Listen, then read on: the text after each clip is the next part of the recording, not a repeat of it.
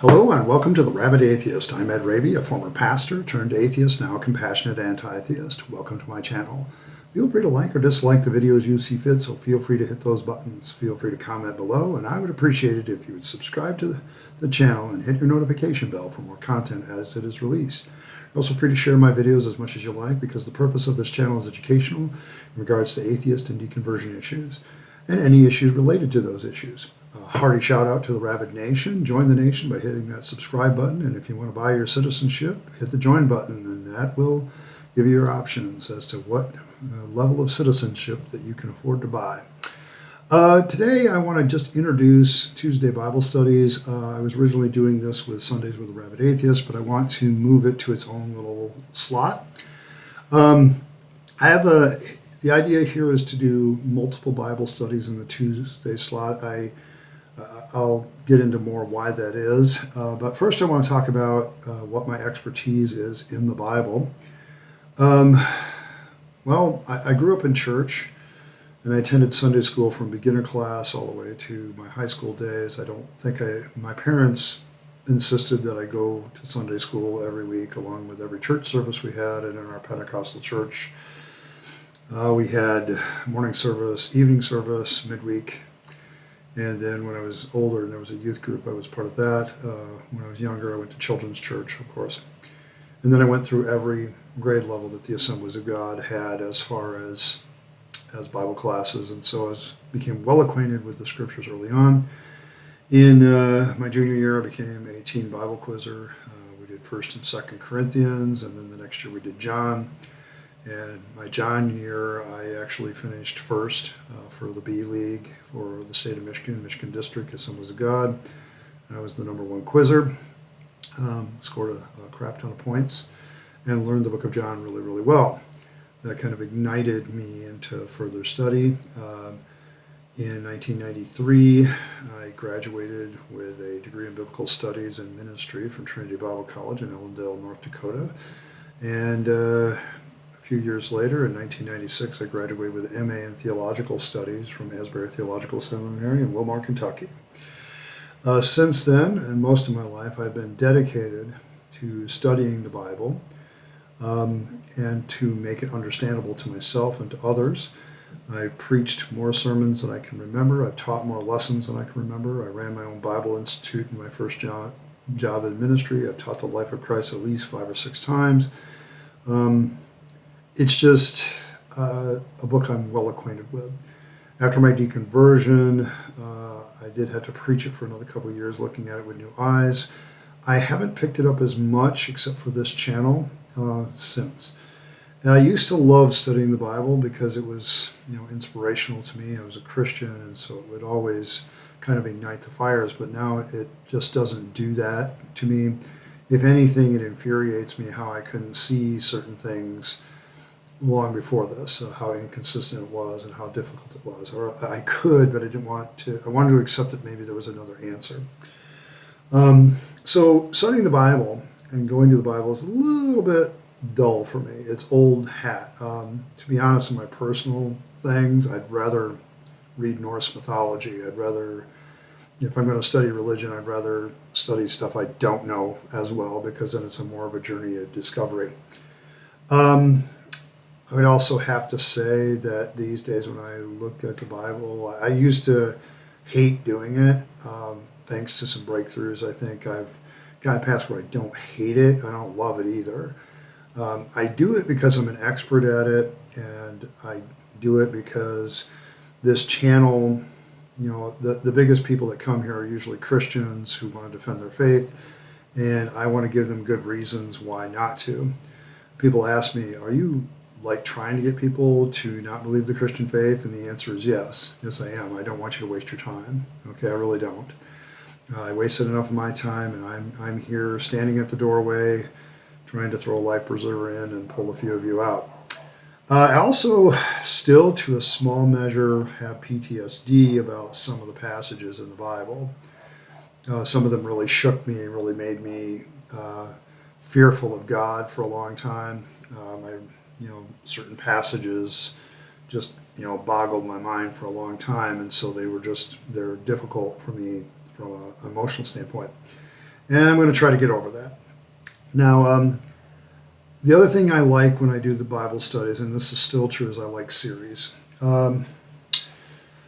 I like to do things in series. I did this when I was preaching. I do this when I'm blogging. I like to take something and really analyze it. I like to take my time. I like to make sure that I'm understanding what I'm doing. And I feel it gives a more complete answer. I really am worried about our society because we take everything in tweets, in shorts, and in TikTok videos these days. And I worry that our attention span and our ability to really analyze and look at a problem is undermined because of it. Okay, I don't think we really get a deep understanding of knowledge of any subject anymore because of it. And I saw this in my class when I was teaching. It became very alarming to me how much the Zoomers basically are. They don't know how to deep dive an issue or really look at something unless it really interests them. But I remember when I was in school, telling kids to read a couple chapters in a book was no big deal. I had to dummy it down to a few paragraphs because they couldn't hold their attention for longer than that. And this wasn't kids that were impaired; these are regular kids. And I think social media is really it's got to be 144 characters. It's got to be in 3 minutes or less. It's not conducive to really analyzing something. And so I like series because I can take my time and I can add it. I mean, I'm not going to try to make any of these lessons more than 15 minutes, but at the same time, by doing them over the length of time until I'm finished, we can actually take a look at something until it's complete. And that's kind of where I'm going with it. I want everybody to understand it up front. Now, what am I going to be doing? 3 things. I'm going to start a series probably next week, but I'm going to rotate these 3 series on Tuesdays because I do tend to get bored with the Bible if I stay on one subject too long. And this was true when I was a Christian too. So I have to rotate things and look at different things. And this is how I do things because it keeps my mind looking at it fresh, and then I get a break from it and come back to it. But I want to start, my first series that I'll start next week is called When God Kills. And I want to look at every passage in the Bible, starting at the beginning. We're going to work our way through it. Every time that God kills somebody, orders the death of somebody, and it's carried out, and in some ways may have incidentally killed somebody, or because of the nature of things, the nature of the way God has set things up, that person gets killed. Now, this may take a while because there's a lot of killing, and a lot of it's connected to God. All right, the second series I want to do is something I've been chomping at the bit for a while because I want to, I've talked a lot of my deconversion story about my Pentecostal days, and I want to go back to the book of Acts. And I will look at the book of Acts as a non-Pentecostal atheist, somebody who used to be a former Pentecostal, who used to believe in it, and now wants to look back at it and see, has my viewpoint on the book of Acts changed, and in what way has it changed? Now, I'm going to, of course, I'm an atheist, so the miracle stuff, it definitely changed there. But how did I view it back then? And how did that keep me in the faith? And how getting out of that became a little bit easier once I realized that some of the things in it are kind of garbage. And so I'm going to take a look as a former Pentecostal preacher. I'm going to take a look at Acts. And then a third series I'm going to do is your choice. Okay, basically what I'm going to do today, for those of you that want to get involved in this, I want you to put a passage of Scripture down that you want me to look at. And then once I have about 4 or 5 of them, I will put them up in a poll, okay? Just like I did with the arguments for the existence of God, I will put those passages up in a poll, and we'll see who wins week after week. And then, of course, in each poll, you're well able to make more suggestions. I'll write them down. I'll try to keep track of them all and try to get to them. I want to itch where you scratch, okay? So if you have a problematic passage in the Bible that you want me to look at, put it down, and I will take a look at it, okay? I'm one man's opinion. I'll freely admit that. But I do have some scholarly creds with this, so I can kind of look at it and tell you what I think. I can deep dive it. I know where to look to find certain information. So, don't be afraid of that. So this week in the comments, What I want you to do is, if you have a problematic passage, something that you would like me to take a look at and give my opinion on, and it doesn't matter if I've done it before. Okay, let's give us our fresh slate here. It doesn't matter if I've done it before, just write it down, okay? And I'd appreciate it if you kept it down to like a paragraph or maybe a whole chapter of the Bible at the most.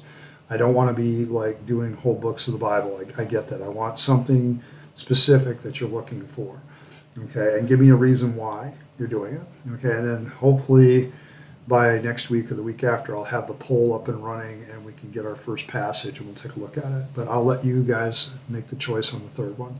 Then I'm going to rotate them. So it'll be God, when God kills, a former Pentecostal looks at Acts, and then your choice. And then we'll rotate and go back through it again. So that's kind of where I'm going with these Bible studies. I want to make them a little bit more fluid, a little bit more interactive. So, thank you for your cooperation on that. I really appreciate all the comments. I want to make it abundantly clear. Some of you theists out there think I'm a little rough. It's because I have a tendency now to have, it's like I said, I have a little PTSD about some of these ideas, I suppose, because they really affected me negatively. But more than that, I tend to, how can I put this? I tend to conjure the ghost of Christopher Hitchens from time to time, even though I don't believe in ghosts, just to use it as an analogy. But it's like, there's times where I just like, no, that's just stupid, okay? And I'm going to tell you that I think it's stupid. Okay, and I'm not being personal in my attacks with you. I'm just saying that your idea doesn't have any merit to me. Okay, and I'm going to tell you why. But now that I'm doing comments more on Sundays with a Rabid Atheist, hopefully that'll mitigate some of that. I'm not really a very good keyboard warrior anymore, even though I used to be, and I want to make sure you theists understand that this is an interactive channel. Okay, but I'm going to have to choose, because I'm growing, and because it's getting very, very difficult to keep up with all the comments and give the time to it when I have other projects that I work on. I want that to be clear. So if you want me, as a theist, if you think there's a passage in there that proves your God is real, throw it in there. Okay, and we'll vote on that too. Okay, we'll do that. All right, that's it for today. Thank you very much. I wanted to introduce what we're going to be doing on Tuesday Bible studies, and give me your comment of your passage you'd like me to look at. Every third week I'll be doing that. I'll be looking at one of your passages. So just keep that going. Like, share, subscribe, do the things that you do, comment, join the nation, do the things that make this channel grow, because I owe all that to you. I'm really trying to get to a place where I can really count on this as a kind of secondary source of income, because I could use it. So thank you very much. I appreciate all of you. You're great. Just once again, as always, make sure you live your best life. Remember, you only get one go around, and then it's over. So make sure you don't waste your time in the trappings of religion. Don't waste your opportunities. Don't waste your time. Don't waste your talents. Go out and do something for yourself, and go out and do something for those that you love. And I think you'll feel happier for it. And once again, thanks for stopping by, and I will catch you next time.